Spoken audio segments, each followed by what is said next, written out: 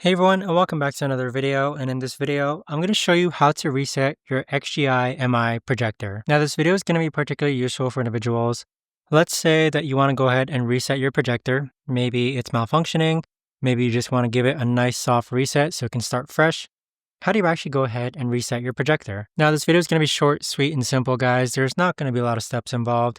But in order to do this, let's first click on the settings option here. Let's first click on the home option here. Next, you want to click on, so this is the home option, click on that first so you reach the home page of your XGMI projector. Next, click on the settings option here, and that's going to open up the settings option. Next, click on OK because you want to click on that gear icon there, so click on that gear icon. Now from here, you want to scroll all the way down to where it says System, and then from System, you want to scroll all the way down to where it says Restart. Go ahead and click on Restart. So go ahead and click on Restart now, and that right there should reset your XGIMI projector.